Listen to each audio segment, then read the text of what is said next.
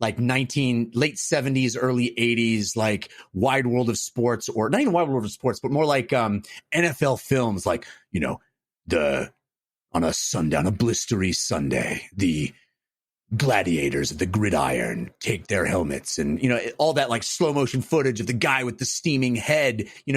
I'm sure lots of people have seen those old documentaries of like the music is dun dun dun dun dun dun dun dun. It's like the greatest baseball players of all time assembled in one place at one time. It's that kind of grandiose, self-serious, but this one also kind of is tongue in cheek doing that, because it is very much aware of the off-kilter nature of a lot of the people that are competing in these things, or the unusual subculture that they're exposing here. And the things I want to say about the show will spoil a couple of them, in the sense of if you're worried about who wins or who loses. So I would still like to say those things, because I very much want to convey how I actually feel about the show, but I want to be sensitive to anybody that might not want to know who wins or loses. Sure. I don't think who wins or loses is the biggest deal with this regard to this, but so I want you to go on, and so we'll just say spoilers for We Are the Champions. But last time you did this, it was for what do you call it? The show, the Grand Design Show, and I was kind of like, it intrigued me enough to watch it, but then I was like, I'm a little bummed I already know the ending of this one, so I'm going to take off my headphones for a minute. Oh, ahead, Dave, Jeff. you can take off your headphones, but you are the one I want to hear this. Well, okay, but your recommendation is I should really watch the show, right? Yeah. I laughed my ass off at this show. It entertained me in the extreme. So in that sense, yes. But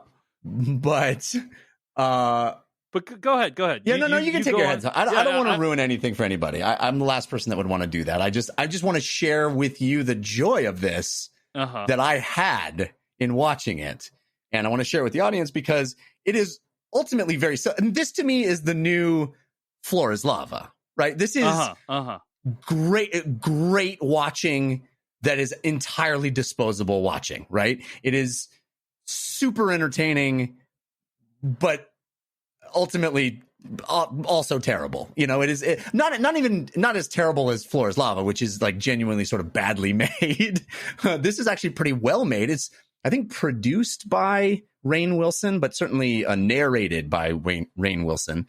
From The Office. Yeah. So are you going to spoil it or not? I just want to know. Well, I would like to say what I'd like to say, but I understand that if you don't want to hear it. Yeah. So spoil the thing and go ahead, and okay. I will. Go ahead. So the first episode is a downhill race that happens in the UK. That is a ridiculously steep slope. And this is evidently, some people in the show claim that it has been a race that has happened for hundreds of years. It's this tradition of racing down this steep, insanely steep slope that is so steep that people have a hard time keeping their footing on this slope. And this show starts to focus in on this one particular woman who they say, and only one woman has ever won this race 3 times. She's going for her 4th time, which will be a new world record. She has gotten to the bottom faster than any woman every single time she's raced it. She's entered the race 3 times and won 3 times. This is whatever her name is. And then they show her, and she's standing there regally looking at the camera with a serious face, like you would see in all these sports biopics. Yeah, there she is. She is an athlete of extreme caliber, able to navigate this hill in a way that no other woman has ever done before. And they cut to a shot of her winning the race. And she just eats shit so hard. So ridiculously hard. Her entire strategy is to just fucking eat shit. She just barrels down the mountain, falls flat on her face, hits her head on the surface of the ground so hard, and then just continues flopping and rolling and eating shit down the entire face of this mountain, to the point where you're like, I'm concerned that she's alive. And then she sort of skids to a stop at the bottom of the hill and gets up, and they raise her hand and she wins. And she's done it 3 times.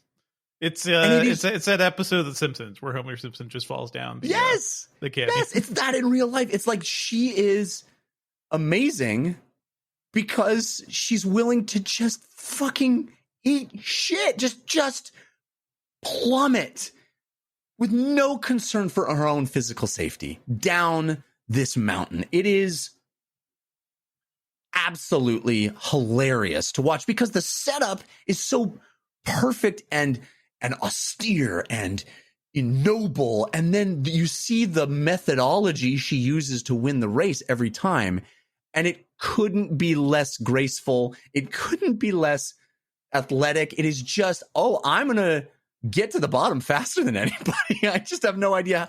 But then it goes into detail and it examines these people's lives and it talks to them, and you kind of gain an appreciation for what they put themselves through. And the same thing is true with the chili eating contest. Like you literally watch these people go through hell.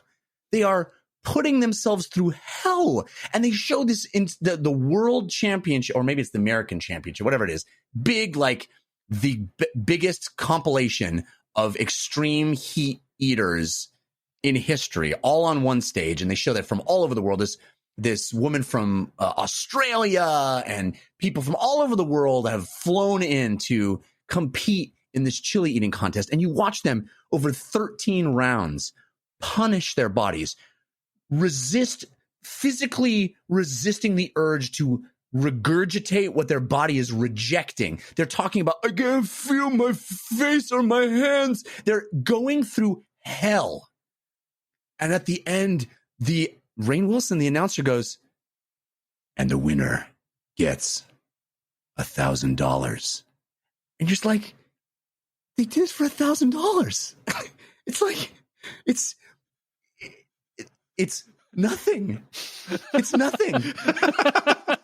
They put themselves, Jeff, for some people, $1,000 would be worth eating shit down a mountain. Sure. I mean, maybe I'm in a privileged position to say damage occurs.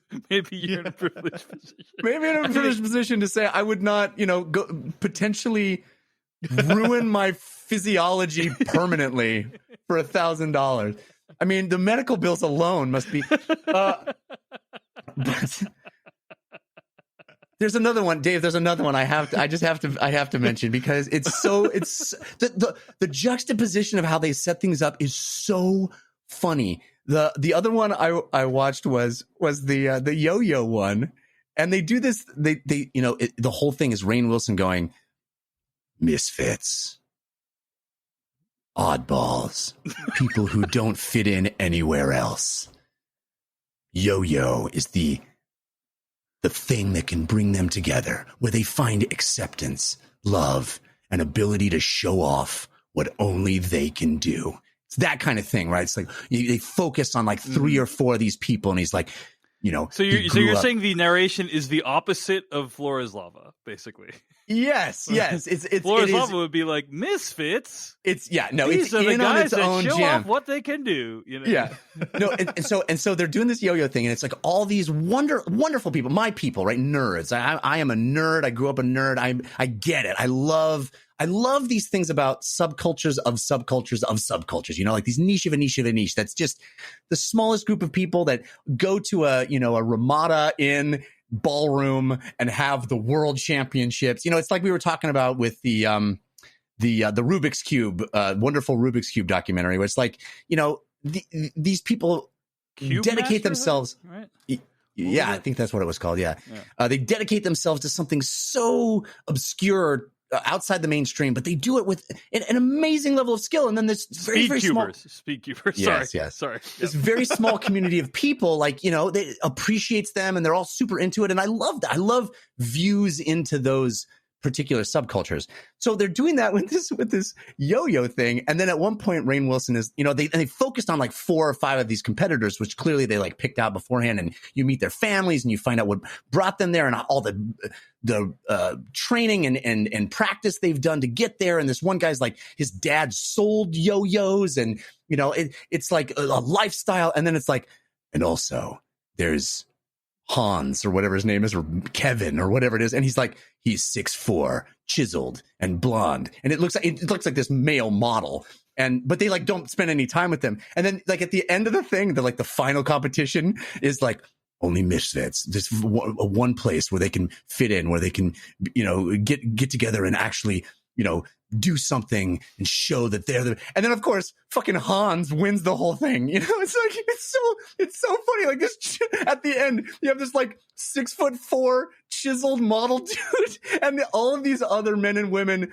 that are like the nerds that I love, my people, like that found yo-yoing, and the winner of the competition is the guy who's going to look great on the cover of the magazine, It sounds like the worst, here's one to the misfits, here's one to the weirdos ads ever. Yeah, it's like oh, by the way, Hans won.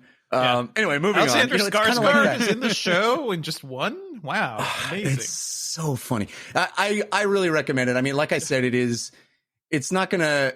It's wonderful viewing when you just kind of want to shut your brain off and laugh your ass off. I laughed a lot watching it, so I know it's a lot. There was a lot to say about that, but I appreciate that you've basically made this review your your demo tape for season 2. Like you're really gunning for Rainn Wilson's job here. This is your demo reel, right? Yeah.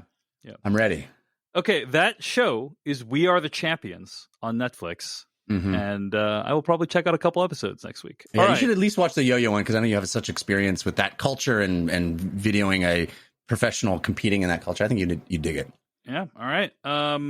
So We Are the Champions, streaming right now on Netflix. Okay. Jeff, why don't we do one more of what we've been watching? How about the personal history of David Copperfield? That was really interesting. Check this out. I was very excited to watch this movie. It is another one of those movies like we were talking about that was supposed to be a summer theatrical release. It was a kind of a notable, I think, Sundance pickup. I think it was one of those movies that was kind of coming out of all the festivals and was getting a lot of traction, and people were talking a lot about it. Mm-hmm. It stars, what's his name? Dev Patel. Yeah, Dev Patel, who I love. He's great. And it's directed by Armando Iannucci, who is the creator of Veep, The Thick of It, a bunch of things I love. Yeah. And it is an adaptation of the Charles Dickens novel, Personal History of David Copperfield, and attempts to do the book, I think, much more faithfully as far as plot and structure than other film adaptations have, although I haven't seen very many of them. But I think this one attempts to sort of make it feel more like a novel than other adaptations have. And this is an excellent movie. It is also notable because it proves that quote unquote colorblind casting, it just works. It's just fine. It's this movie is a statement. It's a statement on like, yep, Dev Patel is playing this guy, who we've read about forever. Like, wall to wall. It just seems like they picked the best actor for the job. It just felt like they cast the movie and it didn't matter. It didn't matter. Whose dad was who in the movie. It all just felt like these are just great actors playing these interesting characters, and I didn't give it another thought. It was great. And I feel like all those people are like, well, in the period, there really wouldn't be hogwash. That's nonsense. We're making a movie and these are actors, right? Who gives a shit? It's, I think, a wonderful vision of a future where we can just cast great actors in great parts without regard for, their ethnicity. And I really liked it. It has a pace that you don't often get from these sort of period, novel, great historical novel type movies. This thing gets shot out of a cannon and you are moving